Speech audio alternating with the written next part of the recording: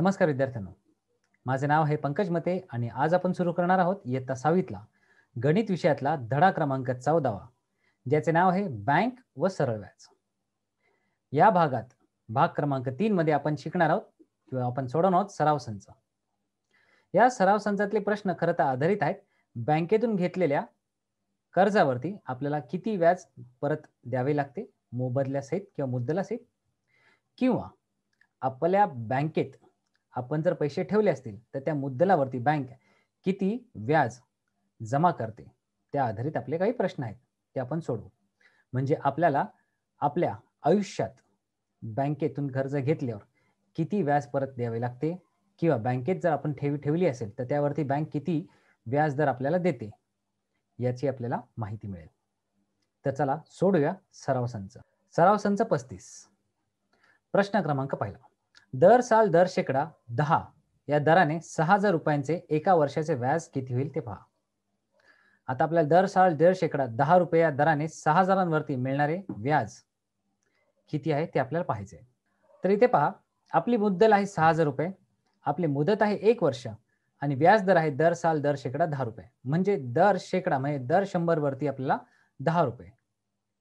तर आपण एक काम करू, आपल्या मुद्दल जर 6,000 असेल तर त्यावरती एका वर्षाचे व्याज आपण x रुपये आहे इतके मानू. आणि आपल्याला इथे दिलेच आहे दर साल दर शेकडा आपल्याला, म्हणजे हर शेकड्यावरती आपल्याला 10 रुपये इतके व्याज दर वर्षाला आपल्याला मिळणारच आहेत. मग ह्या दोन्ही मुद्दलांची, आपल्या व्याजाच्या मुद्दलांशी असलेले गुणोत्तर घेऊन ते 2 रूपात मांडून समीकरण आपण मिळवून घेऊ आणि पुढे सोडवू. तर पहा, आपण मांडले की x इतक्या चलाचे आपल्याला व्याज दर आपल्याला मिळणार 6,000वरच्या मुद्दलीवरती. त्याची बरोबरी केली बँकेच्या व्याज दराशी जी आहे 10 रुपये दर साल दर शेकडा म्हणजे 100 रुपयावर.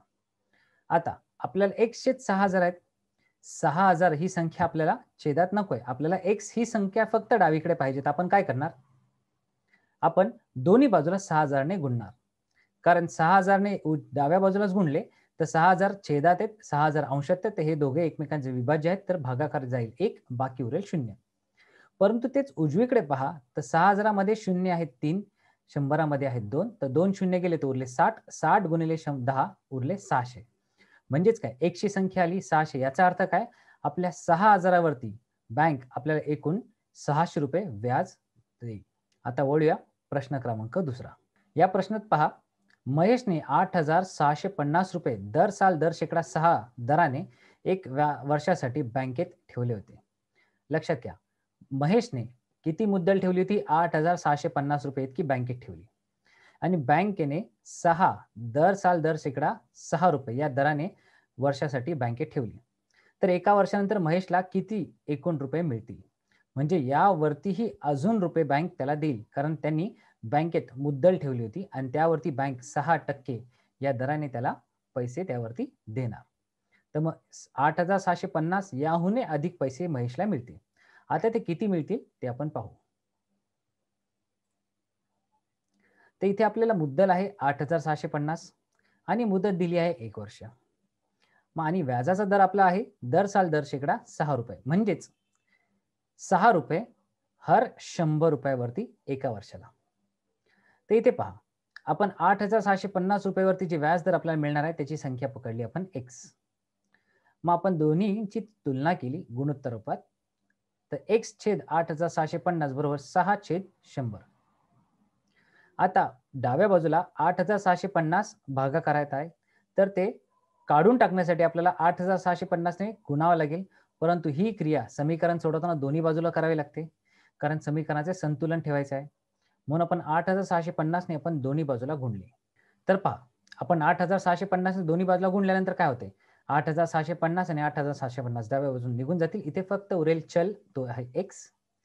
त्यानंतर 6 गुणिले 8,650 आणि छेदात 100, तर 100तला 1 शून्य गेला, यातला 1 शून्य गेला आणि 10ने याला भागल्यानंतर आपल्याला इथे 86.5 गुणिले 6 आणि याचा गुणाकार केला तर आपल्याला उत्तर आहे 519 रुपये.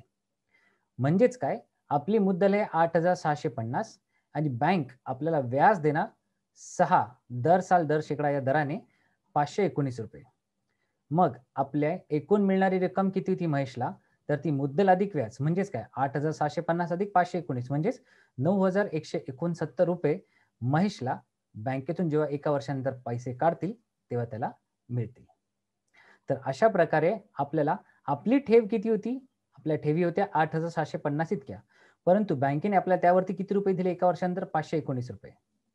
म्हणूनच बँकेत आपले पैसे ठेवणे महत्वाचे आहे, कारण बँकेत पैसे ठेवले तर बँक त्यावरती आपल्याला व्याज देत ती संख्या वाढत वाढत जाते आणि आपल्याला मिळणारी रक्कम ही आपल्या मुद्दलीपेक्षा नेहमी जास्त असते.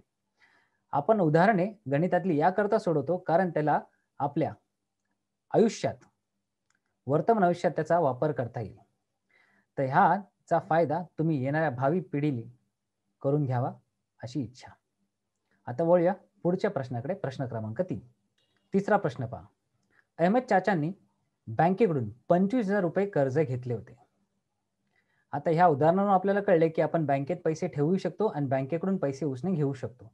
आपण जे पैसे उसने घेतो त्याला आपण म्हणतो कर्ज. आणि त्या कर्जावरती बँक काही व्याजदर आकारते. म्हणजेच आपण जेवढी मुद्दल घेतली त्यावरती अजून व्याजदर आकारून आपल्याला तितके पैसे परत द्यावे लागतात. ते उदाहरणामध्ये अहमद चाचांनी बँकेकडून 25,000 रुपये कर्ज घेतले. व्याजाचा दर दर साल 12% असल्यास एका वर्षानंतर त्यांना बँकेस किती रुपये परत द्यावे लागतील. आता यात तुम्हाला कळेल दर साल दर शेकडा आपल्याला किती टक्के व्याजदर असेल. त्या व्याजदरांमुळे आपल्याला बँकेला किती पैसे जास्त द्यावे लागतात हेही आपल्याला कळतं. चला आता याचे आपण उकल शोधूया. इथे पहा आपली मुद्दल आहे 25,000. आपण ठेवतोय एका वर्षाकरता आणि व्याजाचा दर आहे दर साल दर शेकडा 12 रुपये. तर पहा आपण 25,000 वरील व्याज आपण समजा रुपये x पकडले तर x/25,000 बरोबर 12/100 होतील. आता आपल्याला डाव्या बाजूला 25,000 नको आहेत, आपण दोन्ही बाजूला 25,000 ने गुणले तर डाव्या बाजून 25,000 निघून जातील. परंतु उजवीकडे आपण पाहू शकता 12 गुणिले 25,000 भागिले 100. आता 100रातले 2 शून्य गेले, 25,000रातले 2 शून्य गेले, तर उरले किती 250. 250 गुणिले 12 केले तर आपलं उत्तर आले 3,000. म्हणजे x ची किंमत आली 3,000. याचा अर्थ काय 25,000 वरती आपला बँक 12% जर कर्ज व्याज लावत असेल तर आपल्याला काय होईल 25,000 अधिक 3,000 एकूण 28,000 रुपये आपल्याला पैसे त्यांना अहमद चाचांना बँकेत द्यावे लागतील. तर पहा एका वर्षानंतर अहमद चाचांना परत द्यावी लागणारी रक्कम किती आहे. मुद्दल अधिक व्याज. तर मुद्दल आहे 2,500 रुपये आणि व्याज आता आपण कॅल्क्युलेट केले काढले 3,000 रुपये. तर सगळ्यांची बेरीज केली तर आपल्याला आले 28,000. याचाच अर्थ काय अहमद चाचांना एका वर्षानंतर बँकेस 28,000 रुपये परत करावे लागतील. तर लक्षात ठेवा बँकेचा व्याज दरही तितकाच महत्वाचा असतो. जर आपण कर्ज घेतलं आहे तर आपल्याला कुठली बँक कमी व्याजदरात पैसे देते हे पाहावे. कारण जितके कमी व्याजदरात पैसे देत असेल तितके आपल्याला परतफेडही कमीच करावी लागते. आणि जितक्या जास्त व्याजदरात पैसे घेऊ तितके जास्त एक्स्ट्रा पैसे आपल्याला आपल्या मुद्दलीवरती आपल्याला बँकेला द्यावे लागतात. आता वळूया पुढच्या प्रश्नाकडे. प्रश्न क्रमांक 14. शेततळे तयार करण्यासाठी किसनरावांनी बँकेकडून रुपये 35,250 दर साल दर शेकडा 6 रुपया दराने एका वर्षासाठी घेतले.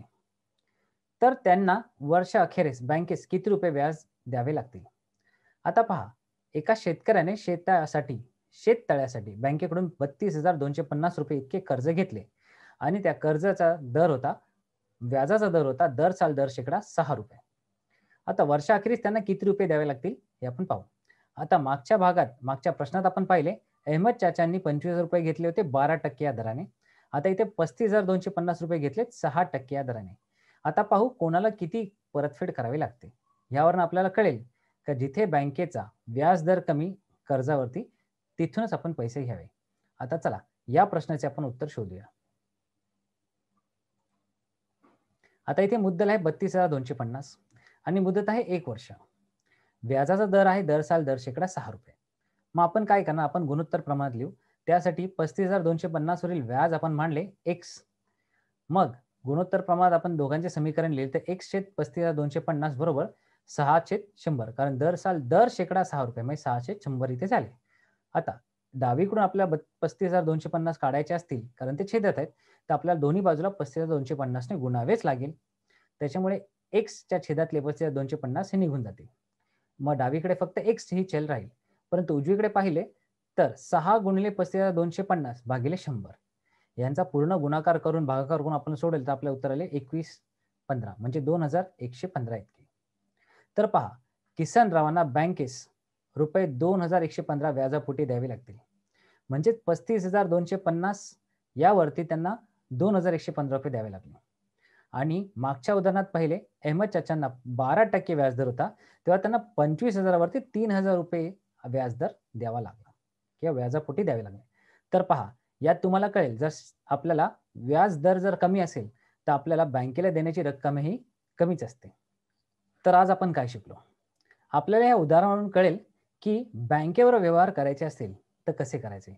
बँकेतून समजा कर्ज घ्यायचे असेल तर त्याचा कर्ज दर, व्याजदर, कर्जातला व्याजदर किती महत्वाचा आहे. कारण त्या व्याजामुळे आपल्याला कळते की मुद्दलासहित बँकेला जेव्हा व्याज आपल्याला परत करावे लागते तेव्हा ते किती परत करावे लागते. म्हणूनच जितका व्याजदर कमी त्याच बँकेचा आपण कर्ज घ्यावे. चला, तर आज आपण इथेच थांबूया. पुढच्या भागात नवीन धडा शिकूया. तोपर्यंत धन्यवाद.